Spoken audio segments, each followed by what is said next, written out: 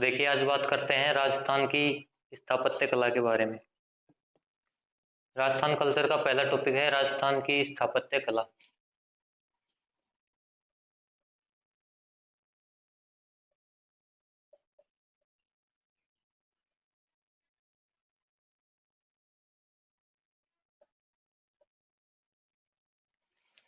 क्या होती है स्थापत्य कला? कि प्राचीन काल में शासकों द्वारा जो भी विरासत बनाई गई, यानी जो भी विरासत बनाई गई,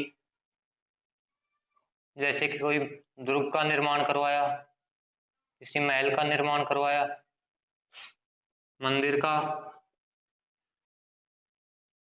कुएं बावड़ी, यानी कि जिस भी विरासत का निर्माण कराया उनके बारे में पढ़ेंगे हम स्थापत्य कला में। और राजस्थान में स्थापत्य कला का जनक माना जाता है महाराणा कुंभा को। तो राजस्थान में स्थापत्य कला का जनक माना जाता है महाराणा कुंभा को।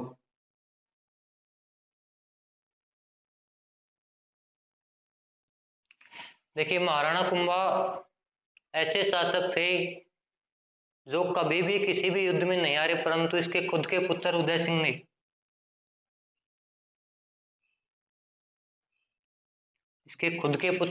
ने इसकी हत्या की थी।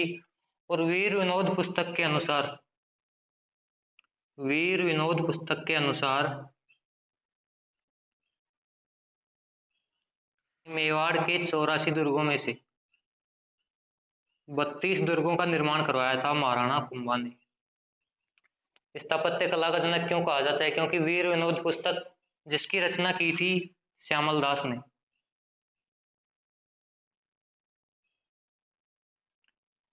वीर विनोद पुस्तक की रचना की थी श्यामल दास ने। और वीर विनोद पुस्तक के अनुसार मेवाड़ के 84 दुर्गों में 32 दुर्गों का निर्माण करवाया था महाराणा कुंभा ने। इसी कारण महाराणा कुंभा को राजस्थान की स्थापत्य का जनक भी माना जाता है। तो हम बात करेंगे स्थापत्य कला में राजस्थान के दुर्गों के बारे में, महलों के बारे में, मंदिर, मस्जिद, कुएं, बावड़ी, छतरी, मतलब जो भी विरासत बनी हुई है जो कि वर्तमान में एक दर्शनीय स्थल के रूप में है, उनकी चर्चा करेंगे हम स्थापत्य कला में। तो देखिए, किसी भी राज्य को परिपूर्ण बताने के लिए कौटिल्य ने अपना साप्तांग सिद्धांत दिया। देखिए, क्या था साप्तांग सिद्धांत?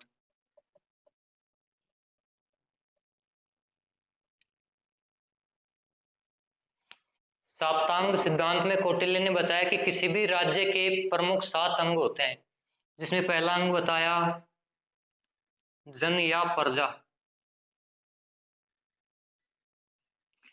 देखिए, अगर किसी भी भूखंड पे प्रजा होगी, लोग निवास करेंगे, तभी एक राज्य का निर्माण होगा। तो पहला अंग बताया प्रजा को। दूसरा अंग बताया राजा, कि प्रजा के लिए कानूनों का निर्माण करना, प्रजा की सहायता के लिए एक राजा की भी आवश्यकता होगी। तीसरा अंग बताया सेना, कि किसी भी राज्य की सुरक्षा के लिए एक सेना की आवश्यकता होगी। चौथा अंग बताया सेनापति। देखिए, सेना के नेतृत्व के लिए एक सेनापति की भी आवश्यकता होगी।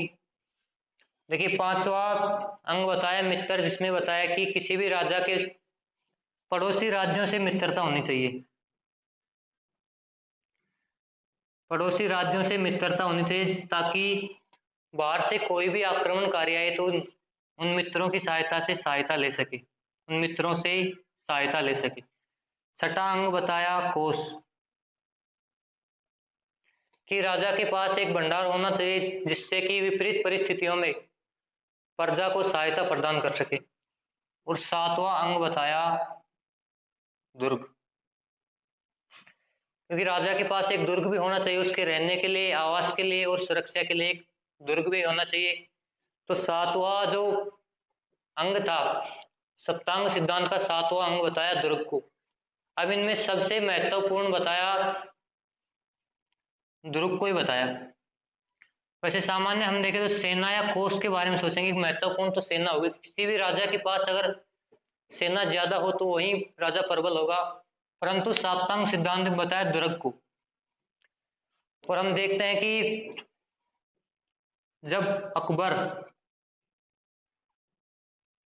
जब अकबर चित्तौड़ पर आक्रमण किया तो अकबर के पास सेना थी 50 से 60 हजार। अकबर की सेना थी 50 से 60 हजार और चित्तौड़ में उस समय केवल 8 हजार राजपूत थे। 8 हजार राजपूत थे, फिर भी चित्तौड़ को जीतने में अकबर को 4 महीने लग गए थे।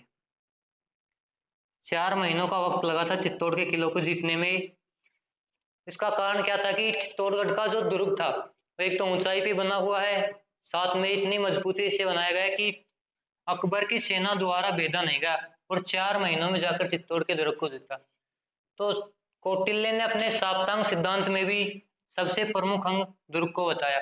पहला अंग बताया कि प्रजा का होना आवश्यक है। प्रजा के लिए राजा, सेनापति, मित्र, कोष और दुर्ग, ये 7 अंग बताए किसी भी राज्य को परिपूर्ण मानने के लिए। तो देखिए, आज बात करते हैं दुर्गों के बारे में कि दुर्ग क्या है।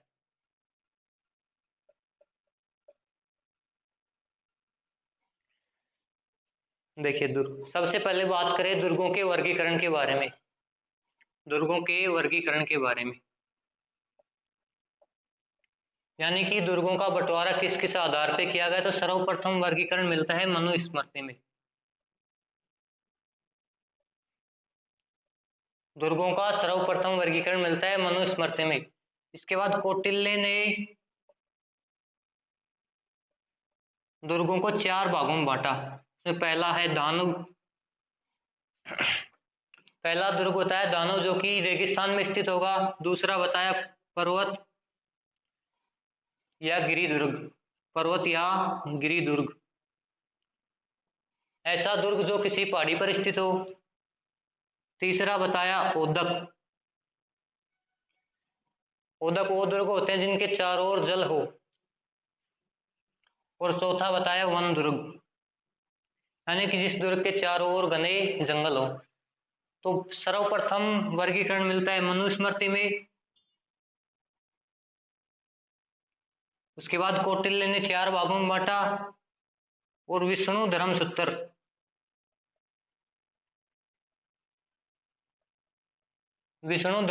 के आधार पर दुर्गों के 6 भाग बताए गए।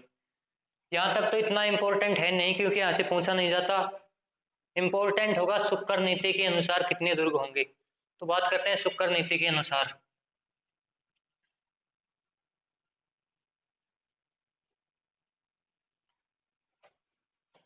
देखिए,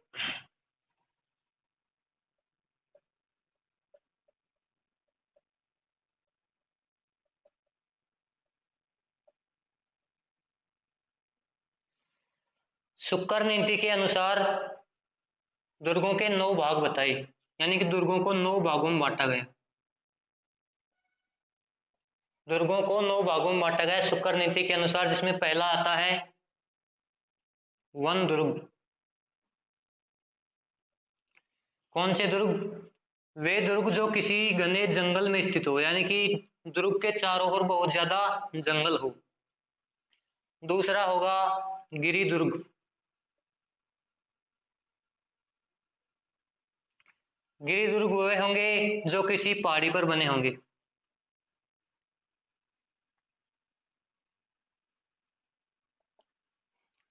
वन दुर्ग के चारों ओर जंगल होगा, गिरि दुर्ग किसी पहाड़ी पे बने होंगे।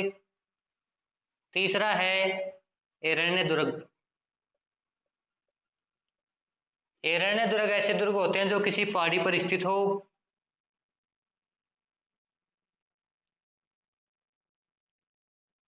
एवं उनके चारों ओर वन भी हो।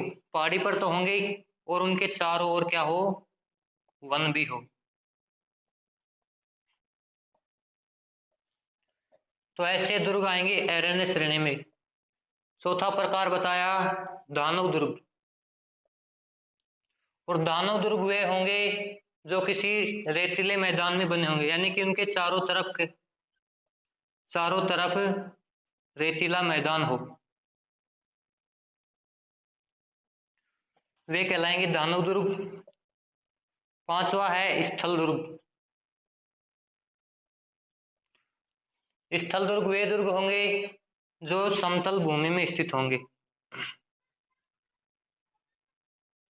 स्थल दुर्ग समतल भूमि में स्थित होंगे।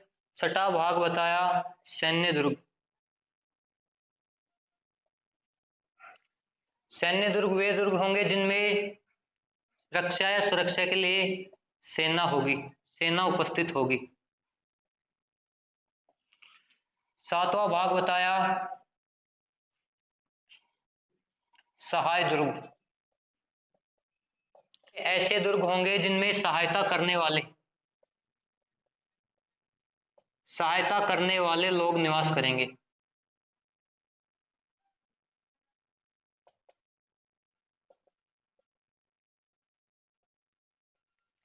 यानी कि सहाय दुर्ग वे दुर्ग होंगे जिनमें कि लोगों की सहायता के लिए लोग निवास करते हैं।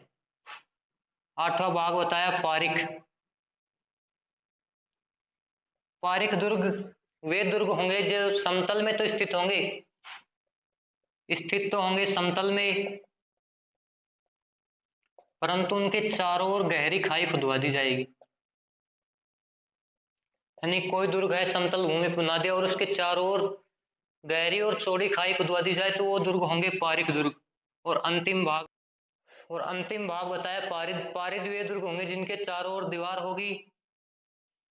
तो ये दुर्गों के 9 भाग बताए शुक्र नीति के अनुसार। पहले वन दुर्ग जो जिसके चारों ओर जंगल स्थित हो, वन दुर्ग की श्रेणी में आएंगे। दूसरा बताया गिरि दुर्ग जो कि किसी ऊंची पहाड़ी पर बने हो। तीसरा बताया एरण्य दुर्ग। एरण्य दुर्ग वे दुर्ग होंगे जो किसी पहाड़ी पर स्थित होंगे और चारों ओर वन भी होंगे। दानव ऐसे दुर्ग जिनके चारों ओर रेगिस्तान का रेतीला भाग हो या रेगिस्तान का रेतीला मैदान हो। स्थल दुर्ग जो समतल भूमि पर बने होंगे। सैन्य दुर्ग जिनमें सहायता के लिए सेना उपस्थित होगी। सहाय दुर्ग इनमें लोगों की सहायता करने के लिए सेना उपस्थित होगी। पारिक दुर्ग में समतल पे होगा दुर्ग परंतु चारों ओर गहरी और चौड़ी खाई खुदवा दी जाएगी। और पारिक दुर्गों की चारों ओर की दीवार बहुत ही मजबूत होगी, यानी कि दुर्ग के चारों ओर दीवार होगी जो कि दुर्ग की सुरक्षा का कार्य करती है। तो इस शुक्र नीति के अनुसार 9 भाग बताए दुर्गों के। देखिए ये तो हो गए दुर्गों के भाग। अब बात करते हैं, बहुत ही इंपॉर्टेंट है यहाँ से टॉपिक क्योंकि बार बार पेपर में पूछा जाता है, वो है विश्व की धरोहर सूची में शामिल राजस्थान की विरासत। कि कौन कौन सी विरासत हैं जिनको विश्व की धरोहर सूची में शामिल किया गया। देखिए बात करते हैं कि विश्व की धरोहर सूची में शामिल राजस्थान की विरासत कि कौन कौन सी विरासत हैं जिनको विश्व की धरोहर सूची में शामिल किया गया। तो इसके लिए आपको एक ट्रिक याद करनी पड़ेगी, सिंपल सी ट्रिक है। केला मंतर कान बेलिया बेचे चीकू गाजर आम।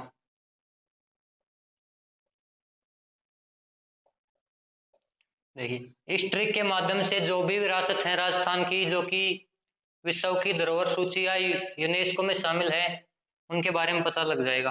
पहला है केला। केला से होगा केवला देव राष्ट्रीय उद्यान।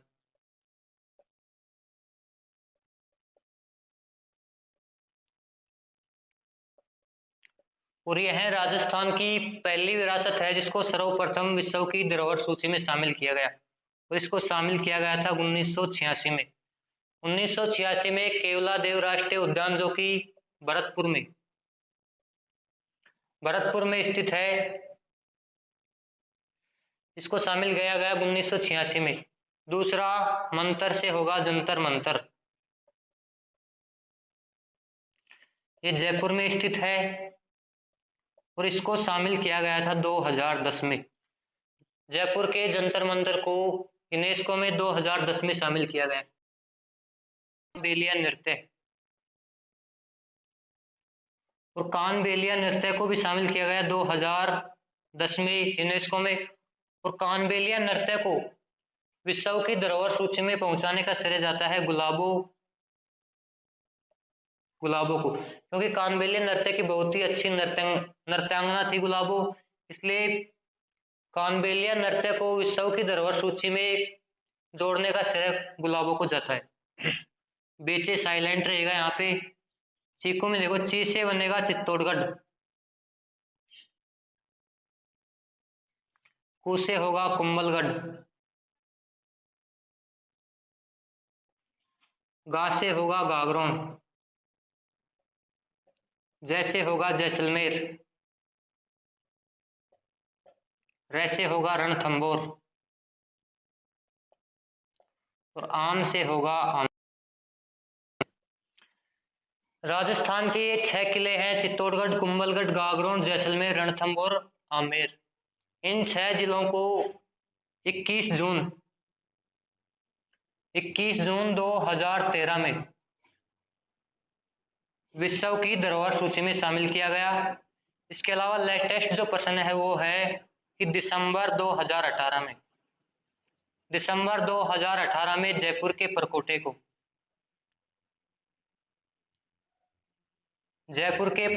को विश्व की धरोहर सूची में शामिल किया गया, जिसके कारण जयपुर को दीवारों